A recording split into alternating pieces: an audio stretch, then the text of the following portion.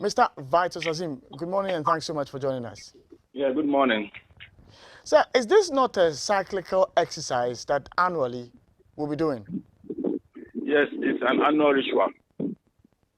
We go through, talk about it for just a few days, and it's forgotten. But why it happens that way? Because the people who are supposed to act on the audit report are not interested in acting on it. They are not interested in ensuring that the right thing is done. Who are these people? Well, we have a leadership in this country. We have the president who, acting through his Auditor-General, can get some of these people prosecuted, can recover some of the money that have been misspent. You have the ministers and the chief directors who supervise what happens in their ministries and services, who are failing to do their work, probably because they are also benefiting from it. So you come out with these audit reports, 1, 2, 3, monies have not been accounted for, get them to account for, and that monies have been misused, get it back, and nothing happens. And then we forget about it.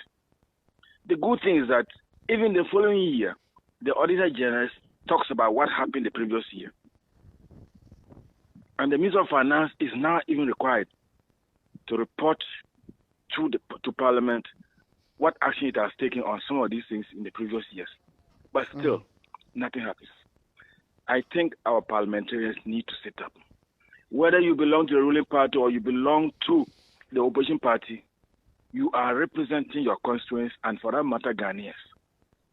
And that when the worst happens, we are all going to suffer.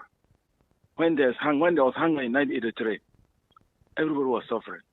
People are going to pack and come to the house of the ministers and the parliamentarians and sleep on their verandas. And they cannot move around. The concept of checks and balances for some of these reports that comes out, are these checks and balances tight enough to ensure that we get the outcome that you're looking for as an anti-corruption campaigner? I think they're not tight enough. Because, you see, when the Auditor-General presents his report to Parliament, you have the PAC, the Parliamentary Accounts Committee, that invites the relevant institutions to come out and explain some of these things. Some of the explanations are accepted, some are not accepted. It should have been possible for Parliament to already go ahead and prosecute some of these people, or to authorize, if the Auditor-General had prosecutorial powers, to authorize the Auditor-General to now proceed to court to prosecute these people. Unfortunately, it is referred back to the executive, the president and his ministers, and his Attorney-General to do the needful. And they have been failing all these years in doing the needful, prosecuting people that the Auditor-General has indicted. So how do we get ourselves out of this cycle, seeing that it is the executive who appoints the Auditor-General, it is the executive who appoints the other anti-corruption agencies, it is the executive who appoints the person who is going to prosecute these individuals who are supposed to be found, culpable? How do we get out of this cycle? Well, the how is the problem. Some of these things that you've talked about require a constitutional amendment. As for the Auditor-General, even though he's appointed by the president, once he's confirmed, he's independent of the president and answerable to Parliament. The same for the Commission on Human Rights and Reproductive Justice.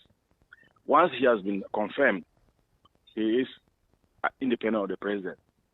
So for those two institutions, if they had prosecutorial powers, one would have expected, and if they are committed, one would have expected them to bring us out of this situation. Unfortunately, both of them don't have direct prosecutorial powers. But for the rest of the institutions, it's not only just because they are appointed by the president, but because they are answerable to the president. If you take an Attorney-General who is appointed by the president, who can be removed tomorrow, he will be, one, feel obliged to please the president, but also fear that he can be removed if he does something that the president is not happy about. And that applies to the ministers and the YOCOs and the police, the IGP, all those other people. Now, and then there's no guarantee that when you get to court, the court will rule in the interest of the nation. So that is why I see that the checks and balances are not tight enough, especially when the actors do not feel accountable to the rest of us as citizens. They do not feel, they don't expect any sanctions for what they do. Now, there's an element that is usually left out in the conversation, and that is the moral corruption in the society, where the sense of patriotism is no longer there. Don't we focus too much on financial corruption than to focus on the main thing? Because if the people were patriotic, you wouldn't have them even putting in schemes to want to rob the people. Well, so what do you do about it? It's moral corruption.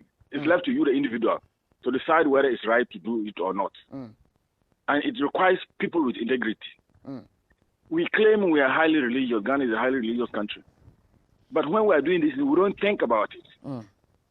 Even when we are engaged in building a national cathedral, we still don't think about why we are building that national cathedral. So, as for the morality in Ghana, is almost zero for the majority of us. Even those of us who have been talking about this corruption, there's no guarantee that if tomorrow we find ourselves in certain positions, we will talk about it again. We've had civil society people being appointed to government. And how many of them can stand up and criticize the government? Or even resign because government is doing something that they're not happy about. So the morality is an issue that maybe we should be talking about in Ghana.